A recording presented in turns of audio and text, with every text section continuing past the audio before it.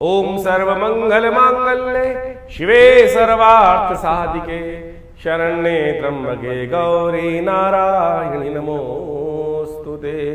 जेन बद्धो बलि राजा दानवेन्द्रो महाबला तेन त्वां प्रतिपद्नामि रक्षे माचल माचल।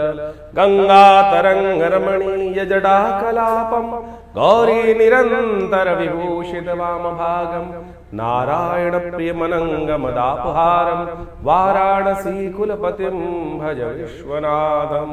नमस्कार, स्वागत है आपका आचार्य वाणी में। मैं आचार्य डॉक्टर विक्रमादित्य आपके साथ हूँ। आज का विषय हमारा है कि मिथुन राशि वालों के लिए 9 तारीख का दिवस बड़ा ही विशेष है। श्रावणी कर्म, राखी बंधन, रक्षाबंधन का कार्य शनिवार के दिन पड़ रहा है। पूर्णिमा के साथ योग लेकर उपस्थित है और भद्रा भी नहीं है। और साथ साथ इस दिन एक ग्रहों का बड़ा परिवर्तन हो रहा है। आपके लिए तो बहुत महत्वपूर्ण दिवस है, क्योंकि सूर्य के साथ बैठे हुए बुध उदय होने जा रहे हैं, वक्र स्थिति में है। तो सूर्य से अपनी दूरी बनाकर वक्र गति से चलते हुए कहीं ना कहीं उदय होकर आपके लिए बहुत कल्याणकारी योग बनाएंगे। ऐसे में यदि आप इसका बुध का सही उपयोग कर लें तो बहुत बढ़िया तरीके से आगे आने वाले समय में बुध और शुक्र भी एक साथ योग बनाते दिखाई देंगे। और ये दोनों के दोनों योग जो रहेंगे आपके लिए महालक्ष्मी की कृपा के लिए, महालक्ष्मी धन वाले भाव में ही योग बनता दिखाई दे रहा है। ये आपके लिए बहुत अच्छा होगा। परिवार के लोगों को जितना प्रसन्न रखोगे, जितने उनके साथ रहोगे, बहुत अच्छा रहेगा। भारतीय संस्कृति में रक्षाबंधन का अद्भुत वर्णन शास्त्रों में बड़ा प्राचीन काल से मिलता है। आज कुछ भ्रांति संसार में उपस्थित कर दी जाती है।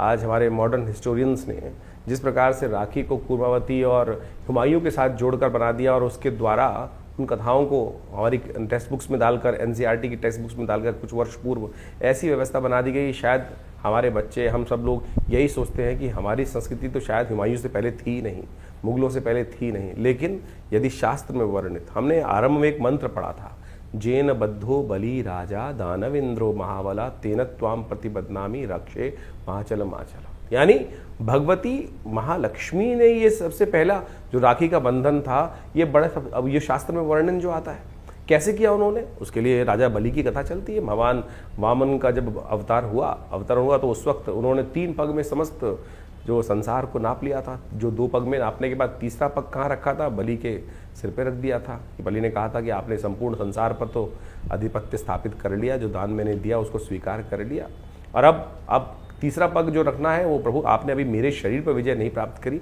आप मेरे सिर पर अपना चरण रखें। तब तीसरा कदम उन्होंने वहाँ रखा। तब भगवान ने प्रसन्न होकर महाराज बलि को क्या किया? महाराज बलि को राजा राज्य दे दिया, पाताल लोक का राज्य। भगवान ने जिस प्रकार से उनको श्रद्धा के साथ संपूर्ण रूप से जो उन्होंने उनकी परीक्षा ली थी, ये सब परीक्षा ही कथाओं के माध्यम से समझें कि जिस प्रकार से भगवान ने महाराज बलि की परीक्षा ही ली ना, और परीक्षा में उत्तीर्ण हुए, तो उनको परिश्रम, उस परीक्षा का जो उपहार मिलना था, उपहार क्या मिला? वरदान मिला। तो महाराज बलि ने भगवान से वरदान में मांगा कि भगवान, मैं आपने मुझे पाताल लोक दे दिया, लेकिन मेरी एक इच्छा है, आप भक्त पर कृपा करें कि आप जब भी मैं उठूं तो मेरे को सबसे पहले आपका ही दर्शन हो। कैसे होगा दर्शन? तो भगवान को द्वारपाल बना दिया गया। महाराज भगवान ने प्रसन्न, यानी भक्त पर भगवान इतने प्रसन्न हो जाते हैं कि जैसी मनोकामना सिद्धि की इच्छा रखता है भक्त, उसको पूर्ण करने के लिए भगवान वहां प्रेमवश क्या हुए? महाराज बलि के यहाँ पाताल लोक में द्वारपाल के रूप में प्रतिष्ठित हुए। और जैसे ही महाराज बलि उठते थे तो कहा जाता है कि सबसे पहले दर्शन श्रीहरि के उनको होते ही थे। ये श्रद्धा भाव, विश्वास की कथा है। इसको समझने के लिए बहुत ज़्यादा भक्त बुद्धि ही चाहिए, तब जाके समझ में आएगा। कहा जाता है भगवती जो लक्ष्मी थी बड़ी दुखी हुई कि भगवान को वहाँ उन्होंने बांध के रख लिया, मोहवश आपने भक्त जाल में फंसा लिया। तो भगवती ने क्या किया? वहाँ जाकर महाराज बलि के समक्ष उपस्थित हुई और उनको इस श्रावणी कर्म करते हुए, इस जो सावन का महीने की पूर्णिमा के तिथि के दिन वहाँ जाकर उनको रक्षाबंधन बांधा। अब रक्षाबंधन बांधा जाता है तो बहन को कुछ ना कुछ देने की परंपरा है और वचन दिया जाता है। तब उन्हें कहा, जेन बद्धो बलि राजा दानवेन्द्रो महाबला। तो ये विशेष तौर पर रक्षा सूत्र भी है और साथ साथ बहन के साथ भाई का प्रेम भी है। तो महाराज बलि ने जिस प्रकार से बहन को कुछ देने को मांगा, तो भगवती महालक्ष्मी ने क्या मांगा कि आप मेरे पति को छोड़े यहाँ से आप। तो वहाँ से भगवान पुनः वापस भगवती लेके चली गई। तो यानी ये परंपरा, ये कथा का माध्यम हम आपको समझाने का प्रयास कर रहे हैं, तो इस भ्रांति को हटाएं। शास्त्र बड़े ही वृहद वर्णित हैं, इन सब चीज़ों अनादिकाल से परंपरा रही है, लेकिन हमारी संस्कृति को जिस प्रकार से तोड़ने का कार्य किया वो बहुत गलत लोगों ने, और हम उसको समझ में नहीं पाते हैं। पौराणिक काल से इन कथाओं के माध्यम से हमको समझ में आता है। इसके अलावा और समझें, ये केवल भाई बहन का बंधन नहीं है।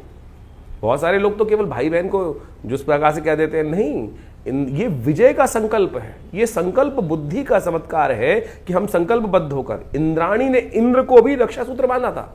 जेन बद्धो बलिराज दान इंद्र महावत्यनो, जो इंद्र ने विशेष तौर पर, इंद्र जब युद्ध में लगातार हार रहे थे तो इंद्राणी ने संकल्प कर कर, यज्ञ कर कर एक रक्षा सूत्र इंद्र के हाथ में बांधा कि ये मेरा संकल्प है, ये मेरी सतीत्व का संकल्प है कि इसको बांध के जाओ, इस रक्षा सूत्र को। ये राखी जो है वो रक्षा सूत्र है। ये ब्राह्मण अपने शिष्यों को बांधते हैं, गुरु अपने शिष्यों को बांधते हैं। तो इसके द्वारा जो आप पूजा कर्म इत्यादि करते हैं, तो उसमें सबसे पहले कर्म के आरंभ करने से पहले वो हाथ में जो रक्षा सूत्र बांधा जाता है, वही तो वास्तविक तौर पर राखी है। आज हमको इन शास्त्रों को समझना चाहिए, और ये चमत्कारिक काम करता है। ये आपका संकल्प है, इसको मंत्र से सिद्ध कर कर ही धारण करने का प्रयास करना चाहिए।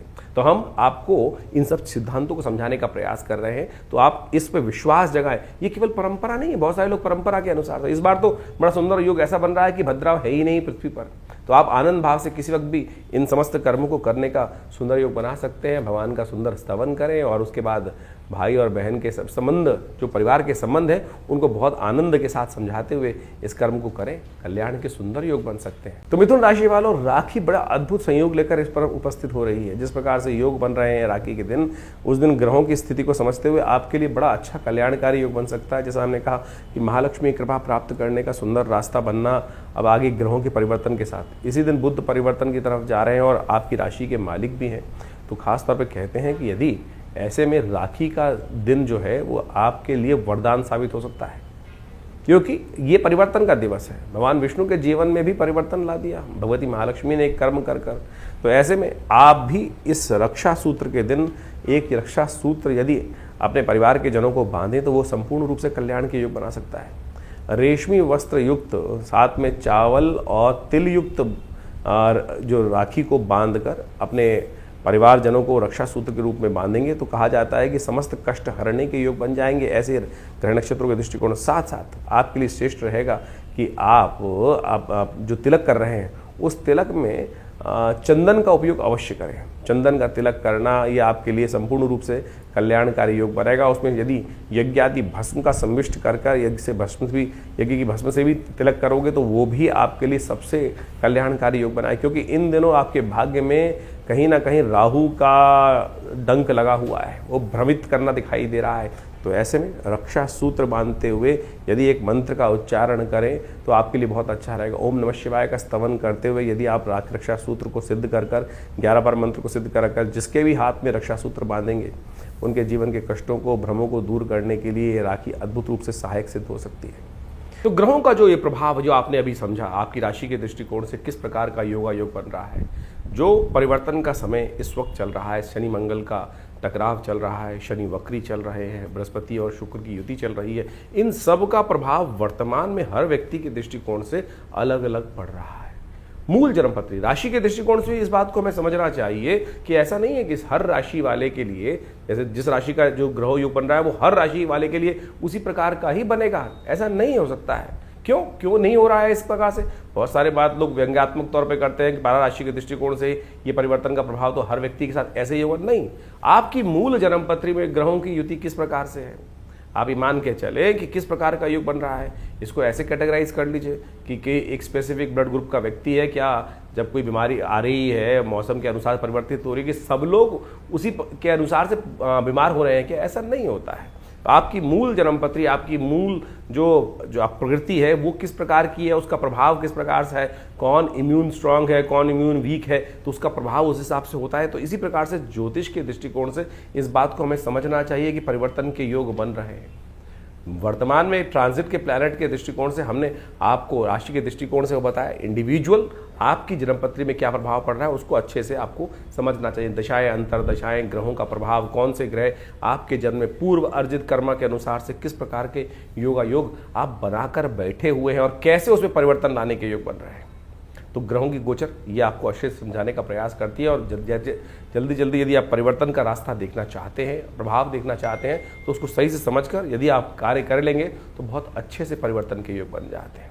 तो इस समय जो ग्रहों का योगा योग चल रहा है उसका प्रभाव भी आपने समझ लिया है। हमने आपको भी बताया था कि शनि मंगल का जब टकराव चलता है आपस में तो मन में कहीं ना कहीं द्वेष उत्पन्न होता है। इसके लिए अलग से जो वीडियो बनाया था उसको जाके समझ लीजिएगा। तो जो 3-4 महीने का योग है वो अंतर द्वंद्व से बचते हुए कार्य करने का प्रयास करना है। शनि मंगल का जब टकराव होता है तो क्या होता है, द्वंद्व उत्पन्न होता है। बृहस्पति शुक्र की युति जब चल रही होती है तो मानसिक तौर पर व्यवस्था ऐसी बनती है कि इधर जाऊं कि उधर जाऊं, द्वंद्वात्मक स्थिति मनोमस्तिष्क में विचारों की उत्पन्न होती है। एक रास्ता इधर से, एक रास्ता इधर से, उसमें कौन सा चुनना है उसके लिए हमें निष्कर्ष पे पहुंचना होता है और ज्योतिष वही निष्कर्ष बताता है। अब ऐसा समझें आप इसको इस प्रकार से बहुत अच्छे से उदाहरण हम दे के समझाते हैं कि गूगल ने आपको रास्ता दिखा दिया। आजकल गूगल मैप्स का हम देखते हैं और उसके बाद भी ये थोड़ी गूगल पकड़कर आपको उसी प्रकार से ले जा रहा है कि नहीं इस पे जाना है, कहीं और नहीं जाना है। वो तो आपके हाथ में, चुनाव आप कौन सा कर रहे हैं। सामने आपके सामने मार्ग प्रशस्त है, ज्ञान आपके सामने दिया हुआ है, उस ज्ञान पर आप चलना चाहते हैं या नहीं चलना चाहते, वो चुनाव आपके जीवन में आपको दे दिया गया है। जैसे कहा गया ना, अवश्यमेव भोक्तव्यम कृतम कर्म शुभाशुभ। परमात्मा हम लोग के मन में आती है कि परमात्मा हमको गलत रास्ते पे जाने ही क्यों देता है। परमात्मा ने आपको जन्म देने के बाद, प्रकृति ने आपको जन्म देने के बाद खुली छूट दे दी, ज्ञान भी साथ साथ दे दिया। देख भाई, ये करेगा तो इसका प्रभाव ये होगा और ये करेगा तो इसका प्रभाव ये होगा। ये शास्त्र से समझ में आता है, उदाहरणों से समझ में आता है। निष्कर्ष जो शास्त्र में कथाएं हैं, कथानक है, जो विभिन्न पुराण इत्यादि में कथानक है, उसके द्वारा हमें समझ में आता है कि ये करेंगे तो उसका नेगेटिव प्रभाव होगा, उसके अनुसार से हमारा भविष्य भी बदलेगा और प्रारब्ध के दृष्टिकोण से जो हमारे जीवन में आगे बनकर आएगा उसका नेगेटिव इफेक्ट होगा। तो उसी प्रकार से ज्योतिष विज्ञान आपको नेत्र के माध्यम से ये दिखाने का प्रयास कर रहा है कि भाई इस चीज़ों में आगे चलने से ये इसका प्रभाव आपके जीवन में उत्पन्न हो, फिर आप चुनाव करें कौन सा चीज़ करें। और बहुत सारे लोगों के मन में एक भाव होता है कि उपाय जो करते हैं उसका प्रभाव होता है, नहीं होता। क्यों नहीं होता उपाय का प्रभाव? हजारों लोगों के जीवन में परिवर्तन का योग बनता है। हम तो नित्य प्रति देखते हैं जब प्रार्थना, अनेक प्रकार के शास्त्र में वर्णित उपाय, चाहे वो किसी प्रकार के भी हों, जिस शास्त्र जिसका अनुभव, जिस विद्वान का अनुभव हुआ, उन्होंने वो उपायों को शास्त्र में वर्णित किया, उनका प्रभाव बिल्कुल होता है। हर एक्शन का कुछ ना कुछ रिएक्शन है ही, इस बात को हमें समझना चाहिए। तो शास्त्र में अनेक मनोकामनाओं की सिद्धि करने के लिए जो रास्ते बताए गए हैं वो समस्त आपके जीवन में कल्याण का योग देते हैं। इस वक्त तो सावन का सुंदर महीना चल रहा है, कुछ ही दिन बाकी हैं सावन के महीने में। कोशिश ये करें भगवान की शरणागति प्राप्त करने का प्रयास करें। देखिए 9 ग्रह आपके जीवन में बहुत सारे खेल खेलते हैं, बहुत सारे खेल आते हैं, अच्छे बुरे सब प्रकार के आते हैं, लेकिन भावी मेट सके त्रिपुरारी, ये भाव से हम ध्यान रखना चाहिए। तुलसी बाबा ने बड़े सुंदर रूप से लिखा है कि हमारे जीवन के जो कष्ट हैं वो कौन मेट सकते हैं? भगवान शंकर ही मेट सकते हैं। और भगवान शंकर का अनुग्रह, ये 10वां ग्रह है, इसका अनुसरण करने का प्रयास करो। 9 ग्रह तो जो खेल खेलेंगे, ब्रह्मा मुरारी त्रिपुरा अंतकारी भानु शशि भूमि सुतो बुधश्च, ये सब तो ग्रह चलते ही रहेंगे। लेकिन इसके बाद भी जो 10वां ग्रह है, प्रभु का अनुग्रह हम प्राप्त करने का प्रयास करें। शिवरात्रि नवरात्रों में, विशेष तौर पर सावन के महीने में विशेष कार्यक्रम चलते हैं, हर क्षेत्र में चलते हैं, भारत के क्या पूरे विश्व में जहाँ जहाँ सनातन की पद्धति रही, वो जहाँ जिस प्रकार भी योग होते हैं, लोग भगवान की शरणागति प्राप्त करते हैं। और कथाओं के माध्यम से वो विश्वास जागना चाहिए कि 1 लोटा जल भी भगवान शंकर को यदि अर्पित करेंगे तो बहुत सारे कष्टों से निवारण करने का ये विश्वास है हमारा, ये संस्कृति का विश्वास है। और ये अनुभव भी है कि भगवान समस्त कष्टों को हर लेते हैं। जैसे दूध अगर डालेंगे भगवान शंकर पुष्टि के योग बनेंगे। भगवान के अपने मनोरथ सिद्ध करने के लिए अनेक प्रकार से अनेक विधान शास्त्र में उपस्थित किए गए हैं। तो इस वक्त रुद्राभिषेक का समय चल रहा है, कोशिश करें अपनी श्रद्धा के अनुसार से भगवान को जल अर्पित करें, दूध से भगवान का अभिषेक करें, दही से भगवान का अभिषेक करें, घी से भगवान का अभिषेक करें, इच्छू रस, गन्ने के रस से भगवान का अभिषेक करें। और बहुत सारे अनेक प्रकार के जो शास्त्र में वर्णन जो किया है जिन प्रकार की पद्धतियों को, उन सब चीज़ों को कर लेने से बहुत बढ़िया अद्भुत प्रकार के योग कर्म के द्वारा वो योग बना सकते हैं आप। तो इन सबको समझे। हमने विवेकानंद योगाश्रम में पूरे सावन के महीने में नित्य प्रति रुद्राभिषेक रखा, बहुत सारे लोगों ने उसमें भाग लिया। लोगों ने अपने मनोकामना सिद्धि के लिए अपने अपने अनुसार से उसमें समर्पण संपूर्ण साथ देकर उस कार्य को किया। कुछ दिन और शेष बाकी हैं। शुक्ल पक्ष का अंतिम समय चल रहा है, जिसमें बड़ी श्रद्धा के साथ बड़े उत्सव, कृष्ण पक्ष से ज़्यादा शुद्ध माना जाता है शुक्ल पक्ष, क्योंकि चंद्रमा गति को प्राप्त वृद्धि की तरफ जा रहे होते हैं। जो पूर्णिमा के दिन सुंदर योग बनता है, श्रावणी कर्म उपाकर्म, उसी दिन तो अमरनाथ में जल चढ़ता है। तो कोशिश ये करें श्रद्धा के साथ भगवान के इस सुंदर मास में संपूर्ण रूप से भगवान के प्रति समर्पण करने के लिए आप विवेकानंद योगाश्रम में आ सकते हैं। जो 2 सोमवारों का सुंदर योग रहेगा, तीसरा चौथा सोमवार, जो चौथा सोमवार का योग बन रहा है, उसमें अवश्य भगवान के श्री चरणों में उपस्थित होकर आश्रम में जो प्रतिष्ठित बड़े विशाल भगवान शंकर के श्री विग्रह, फेसबुक पर जाकर आप हमारे उस कार्यक्रम को डेली लाइव भी देख सकते हैं। जो हमारा फेसबुक है आचार्य वाणी आचार्य विक्रमादित्य, उसमें हम लाइव डेली उस पूजा को दिखाते हैं, कराते हैं। आप सब भी उस दिव्य रुद्राभिषेक कर्म में सम्मिलित हों। भगवान का सुंदर रुद्राष्टाध्यायी के द्वारा जो स्तवन चलता है और उनका पाठ चलता है, उनका जलात्मक दुग्धात्मक और अनेक प्रकार से औषधियों से जो अभिषेक चलता है, उसमें सम्मिलित होकर भगवान के प्रति अपनी श्रद्धा के समन को अर्पित करें। और रविवार वाले कार्यक्रम में तो आप सब सदा आमंत्रित ही रहते हैं, उसमें आप आएँ। दिल्ली में ये विवेकानंद योगाश्रम जमनाबाद लक्ष्मी नगर क्षेत्र में स्थित है और पूरा एड्रेस हमारे फ़ोन नंबर से संपर्क साध सकते हैं। हमारी जो वेबसाइट है आचार्यविक्रमादित्य.com, उस पर भी जाकर संपूर्ण जानकारी लेने का योग बना सकते हैं। धन्यवाद, नमस्कार।